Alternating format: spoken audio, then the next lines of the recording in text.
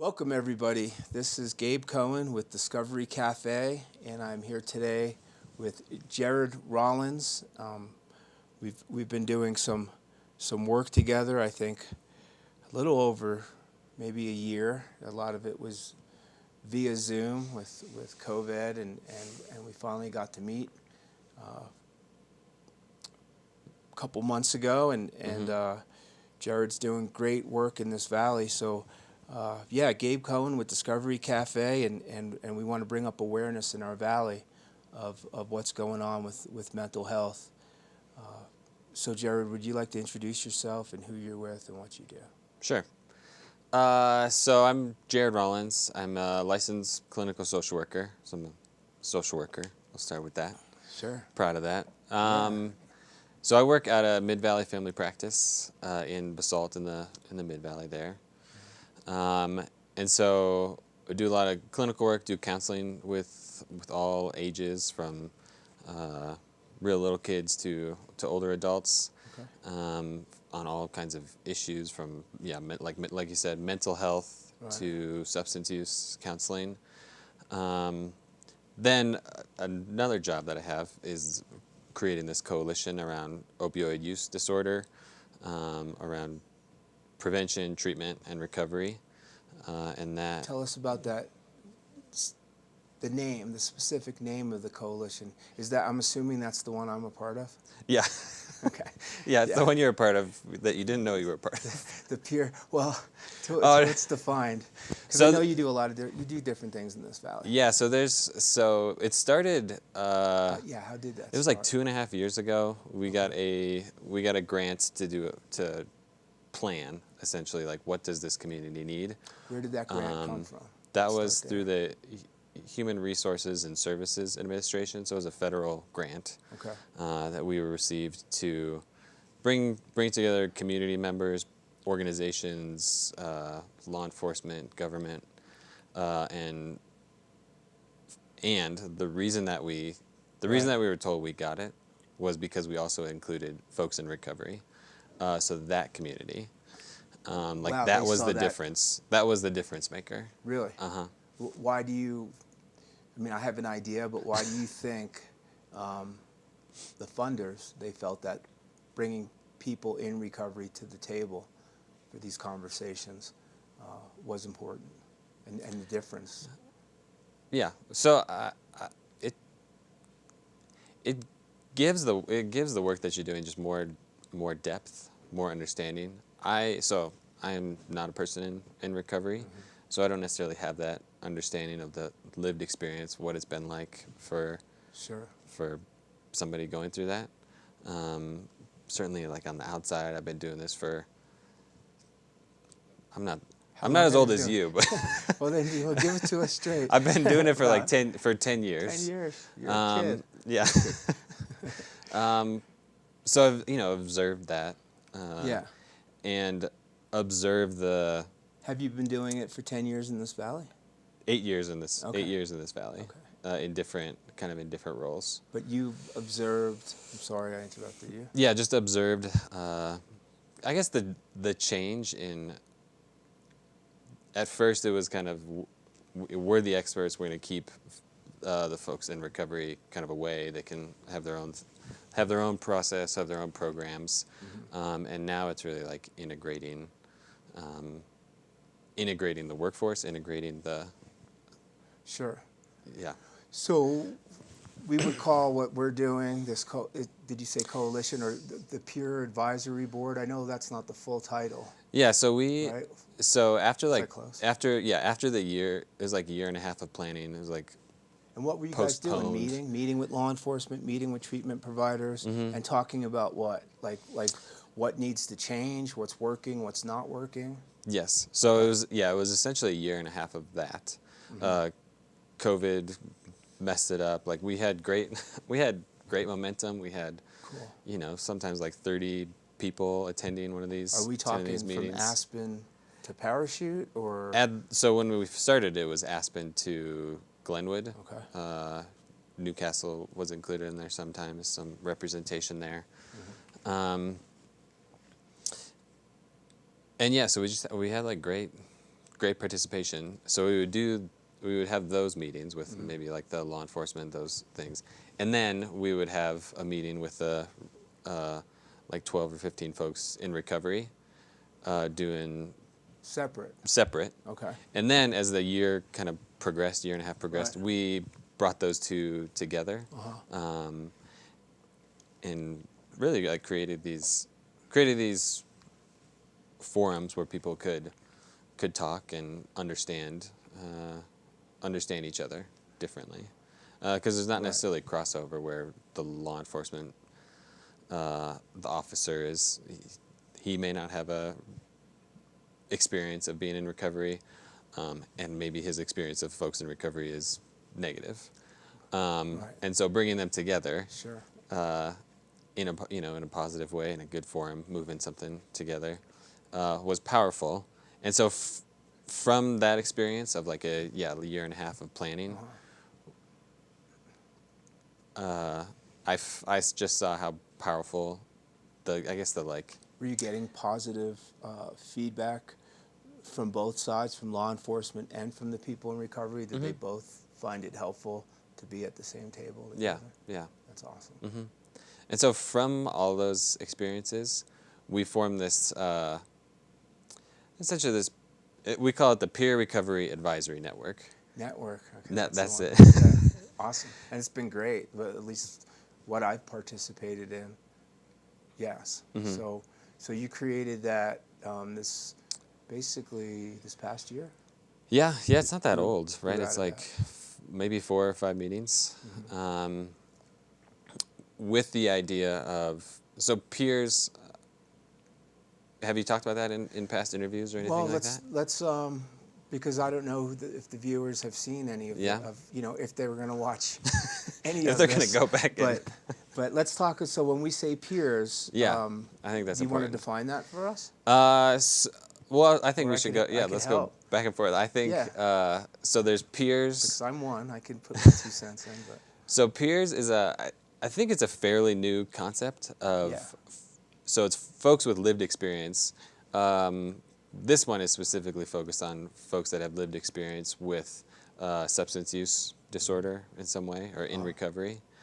That then go into the community as essentially it's like a new workforce to start programs to help other folks get into recovery, work their own program. right.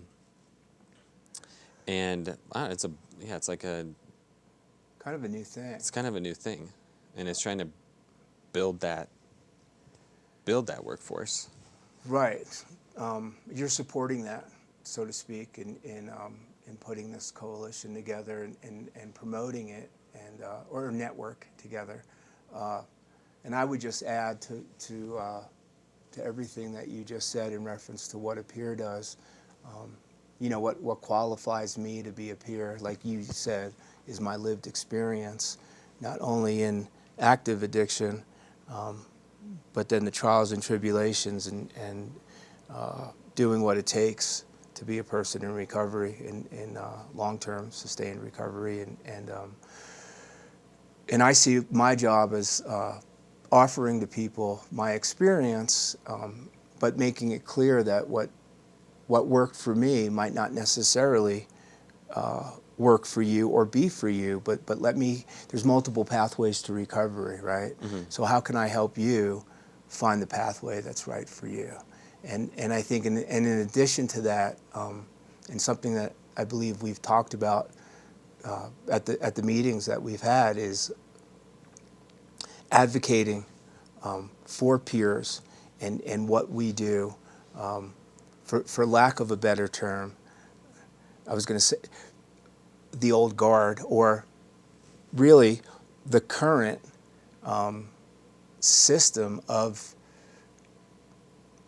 treatment providers, or we're new to, and like you said, people that you have an education, and thank goodness for people like yourself and educated treatment providers. I was a client of Mind Springs for years, and Mountain Family, and thank goodness for the resources in this community. But I do feel we are a great addition to this treatment model. Yeah. So Please. from like my experience with Yeah. that is, so I'm at Mid Valley Family Practice. It's a medical office. Like that's its Explain your mission. setting. So you're in a medical office. Yeah. You're a social worker, but you also do substance abuse counseling and regular, therapy Yeah. in that space. Correct? Yeah, and so that's like that's the lens, that's the model that exists there. Right. And we have been bringing in kind of slow integrating other I don't know, types of therapists. So yeah, an addictions counselor who has has a background in lived experience as well. Lived experience. Yeah, because you felt that was important. and so bringing him in changes the way medical providers think about someone that they've screened or they've passed the test that they have some unhealthy alcohol use disorder Sure. or unhealthy substance use disorder. But hold that thought. So why does it change it? Because they have somebody in-house that they can consult with and say, hey, what's your opinion on this? Or you've been there, so tell me. So they're considering this person's thoughts. Yes. Yeah, does absolutely. that make sense? Mm-hmm. So that's like a big a big part of it is because I think it's important. yeah, having the providers, the doctor, whatever, family nurse practitioner, Sure. having the ear of that person, and being able to go intervene.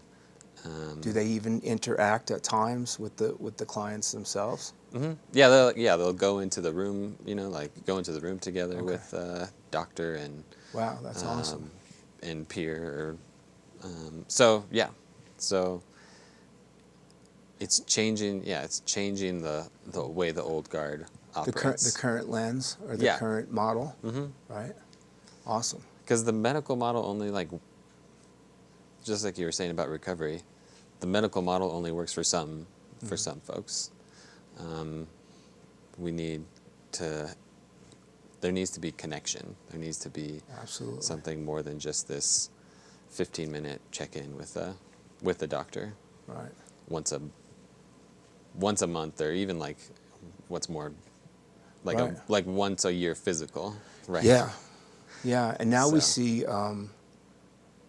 see peers. I mean, just with the work that we do at Discovery Cafe, we are a recovery community center, but we also do community outreach and going out and talking to people, homeless, meeting people at the jails, people when they get out of prison at the parole department, getting phone calls from parents who've got children that are struggling with addiction, and just making ourselves available. I believe it really starts with these conversations of just being present. With the lived experience, you can be empathetic with what people are going through, and then like this kind of a new hybrid, right, of integrating this with the old or old and current medical model of treatment. And I think I know we're getting positive response, and I know there's current treatment providers now in this valley that are hiring peers. And now we have different peers, I'm going to give her a positive plug here, is with like Maggie, for instance, starting their own nonprofits. She's focuses, I believe, on harm reduction of the Rockies, right? High Rockies harm reduction. Thank you. Yeah, we want to get it right for sure. Tell me. I think that's about that. Yeah, I think that's like the big. That's what it's going to take. I've said I've been in the Valley for 8 years.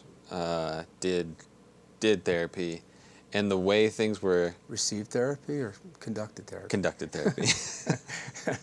You said it did therapy. It's okay. The way, I'm here like to give the you a hard way, time. good. The way that we were doing things, like it wasn't changing. You know, like Like we the would process wasn't changing? Yeah. We would sit in. I'd sit in a square room, Right. do individual therapy. Meanwhile, the community was struggling. So like the kind of again the old ways of Sure. doing things weren't making a dent in anything, and so along come peers. And the way that you see things different, like you guys see things differently. Through our lens of yeah. experience, Yeah. or of lived experience in, Yep. in those people's shoes, And clients' shoes. and motivation, like I think that's like a huge one. And Let's talk about motivation. Like we have the passion to want to do this work because of where we've been. Yeah, I mean, I think of I could speak for myself, but I'm just. But I think more of a question your your observation. like you starting a program, Maggie starting a program, John Bruna out of Third Street Center. Yeah.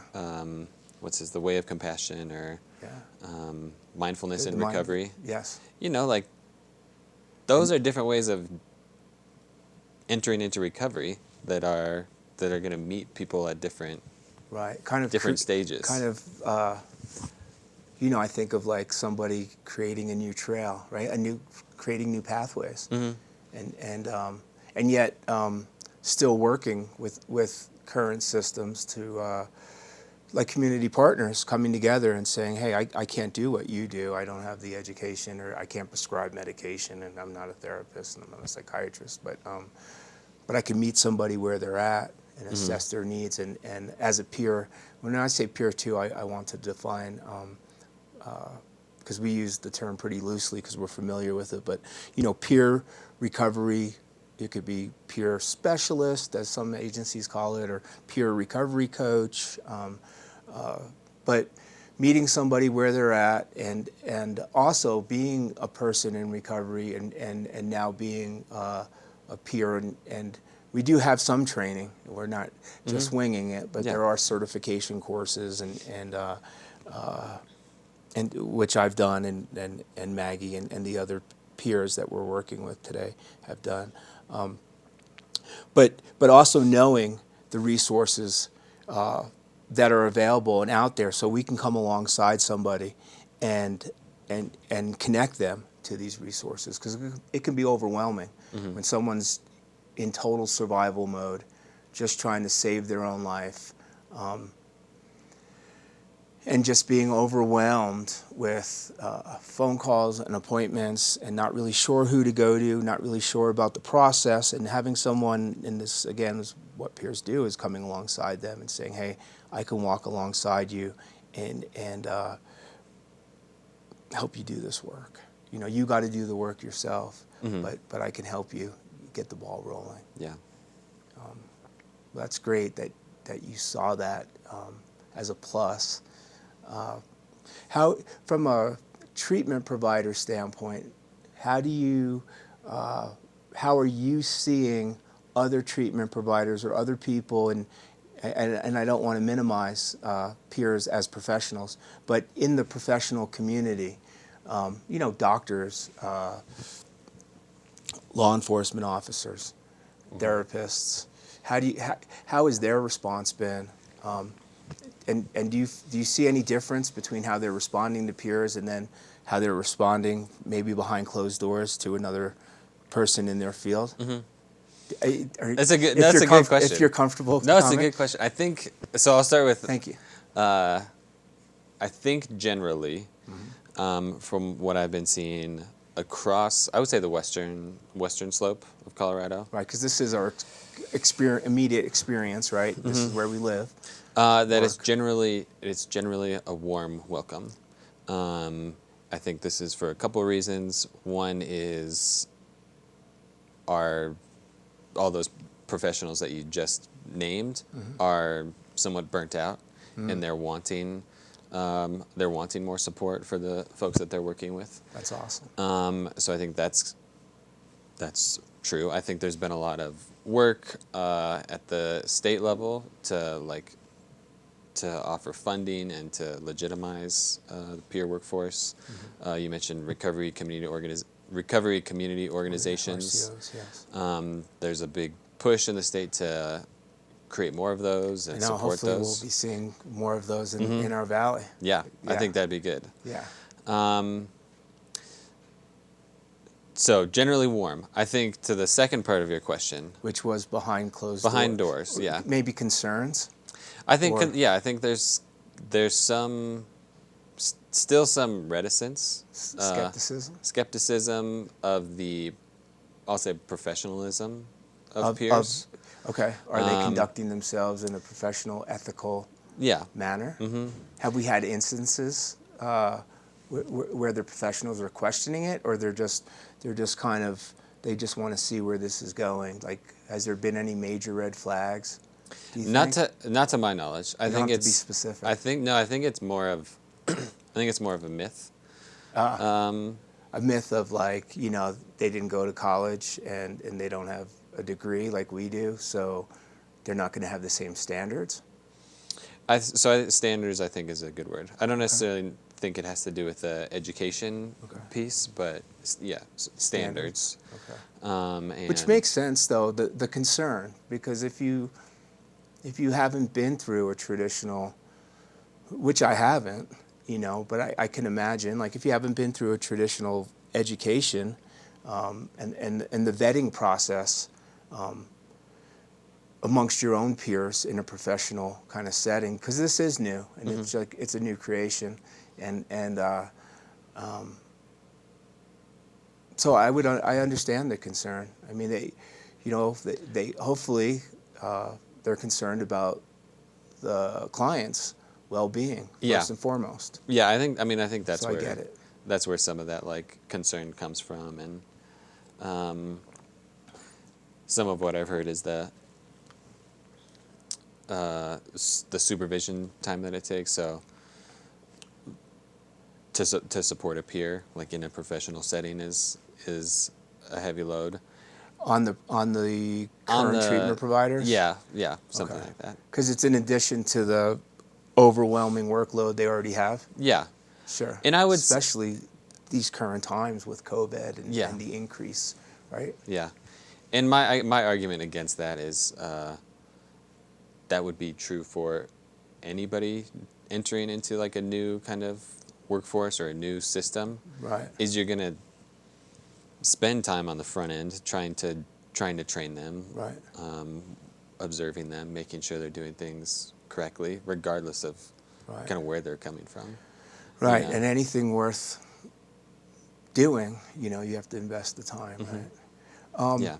We have a few minutes left. Okay. It goes by faster. That was fast. Yeah, and that's why we were talking earlier about, like, having an hour straight, because sometimes you get to the real meat of the conversation, after you get more comfortable on camera, and stuff, especially with new guests. But before we run out of time, let's talk about, you just got awarded a new grant. What is that for, and why did we see the need for it? If you can get that, let's say, in the next few minutes, that would be wonderful, because I think it's so great what you did. Yeah, so we're still figuring it out. So what we applied for was essentially to do an outpatient detox program, outpatient detox. Withdrawal management services. Really is something that most new, innovative. It's new. Awesome. It's something that most doctors' offices have to do on some level as they get clients coming in that are struggling with alcohol use disorder or whatever substance use. And so what we wanted to do was tighten up that process. Right, because they're not specialists, and it's not something they do every day. No. But when the need's there, it's got to be done right. It's critical. Right? Yeah. And so we said, okay, how can we make this better? Awesome. And part of the reason that we are doing this is to hire a peer. So bring a peer in. Bring a peer on, and add another counselor to that process, and just figure out how to make something like that work.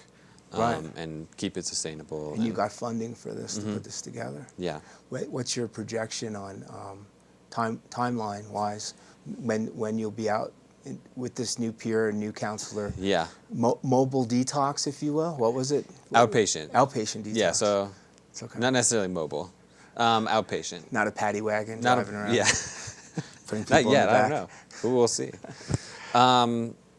It's going to take time to plan it. Yeah, I of think course. January. Oh wow, that's soon. Of this year. Awesome. Of whatever the next year is going to be. Yeah, Is it 22? Yeah. So you're starting to get old. I know. So that's the plan. Yeah.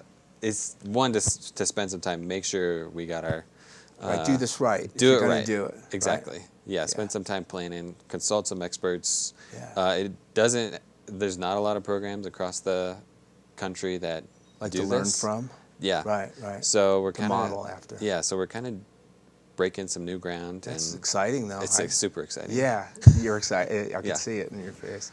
Well, that's awesome, Jared. I wish you the best with that project, and of course, let us know how Discovery Cafe can support and be a worthy partner to come along some of these clients. We have a couple minutes left. Is there anything that you want to get in before we close our time? How about like a need, a void? I mean, I put this together in these videos that I want to make public to bring up the public's awareness of what's going on in this valley, what's working, what's not working, and the voids that we see. Yeah. Do you want to talk about a gap that? I think anything. Yeah, I think one of the biggest things that I'm noticing right now is there's a huge overlap between substance use and suicide right now. We just had a bunch in this area in the last 3 months. And so a lot of those have been with hospitality workers, food and beverage, restaurant workers. Wow. And Let's plug Chow. Plug Chow. Right. And a plug nonprofit that caters to the hospitality community in recovery, because we have less than a minute left. And there's a local group up in Aspen called Hospitality Matters. Hospitality Matters in Aspen. Okay. And so they do meetings. Right now, I think it's once a month. Awesome. Really, it's more a support group, and so just getting those folks together. Sure. Contact us if you want more information. Yeah. Yeah. Well, thanks, Jared. It was a pleasure, man. Absolutely, Thank you so Gabe. much.